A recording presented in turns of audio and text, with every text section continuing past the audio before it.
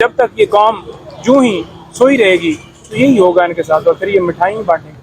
जो कहता था कि मैं अदालतों को फेस करता रहा, मैं मुकदमात भुगतता रहा, उसका बयानिया अब कौम के सामने जो है वो एक्सपोज हो चुका है कि वो अदालत से 4 हफ्ते की छुट्टी लेकर गया था और 4 साल वो लगा कर वापस अदालतों के और सारी सरकार को इस्तेमाल करके उनके कंधों पर बैठ के सहूलतकारी करके वो वापस जो है वो आ रहा है। वो आ नहीं सकता था क्योंकि उसे पता था कि मेरे केसेस हैं, और उसने तरामीम इसलिए करवाई थी हुकूमत के दरमियान कि उनके केसेस खत्म हो जाएं। अब उन्होंने देखा कि अब लेवल प्लेइंग फील्ड जो है उनके लिए सेट हो चुकी है, मैच जो है वो सच चुका है। इमरान खान जिसने उनका जो है वो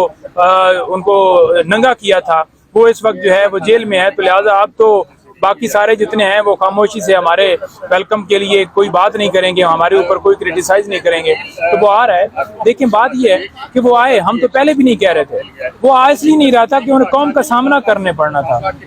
कौम जो है वो उनको वो भूल जाए कि कौम के दिल में उनके लिए मोहब्बत है। कौम वाज़ेह जानती है कि ये चोर हैं, इन्होंने मुल्क को लूटा है, 3 अदवार में इनकी हुकूमत रही और तीनों में इन्होंने मुल्क को खाया है, तो वो इसलिए नहीं आ रहा था। दूसरे नंबर पर ये जो सारा प्रोसेस किया गया,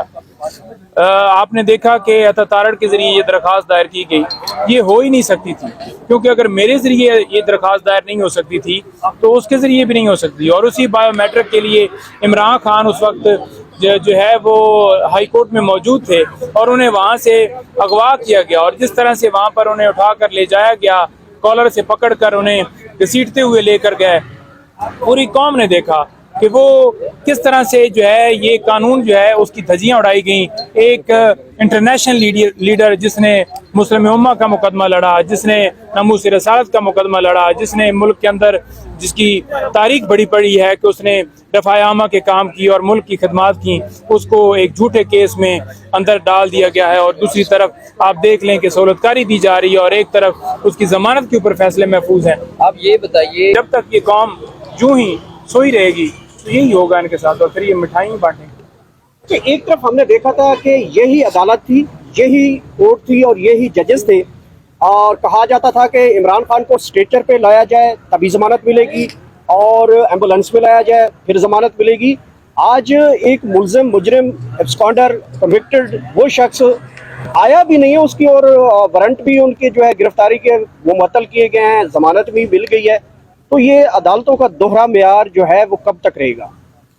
देखिए, बात यह है कि नवाज शरीफ जो है वो आए बगैर उसकी बायोमेट्रिक होना ज़रूरी थी, जो कि इस्लामाबाद हाई कोर्ट ने स्पेशल यहाँ पर एक कानून बनाया हुआ है, उन्होंने एक प्रोसीजर बनाया हुआ है कि जो बंदा भी ज़मानत दायर करेगा या केस दायर करेगा वो खुद आएगा, बायोमेट्रिक करेगा। लेकिन जब इमरान खान साहब की तरफ से हमने दायर की थी तो व्हील चेयर के ऊपर इमरान खान साहब को हम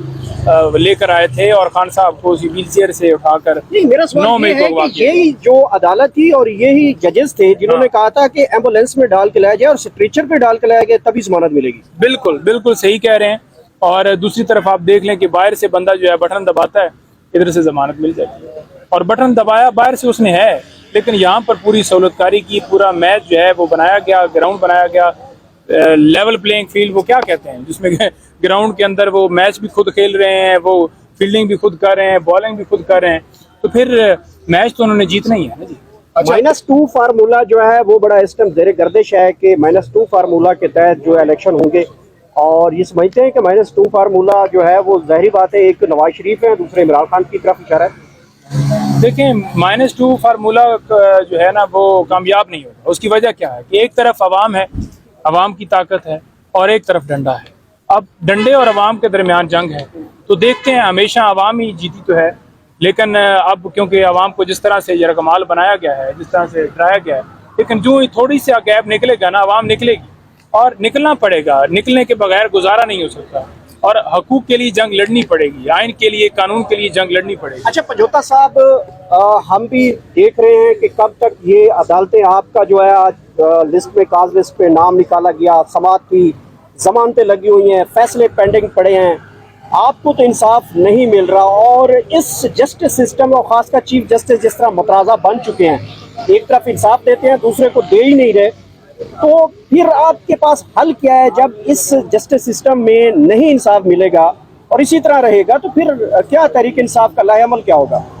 دیکھیں ایک طرف انصاف نہیں دیے جا رہا ہے، ایک طرف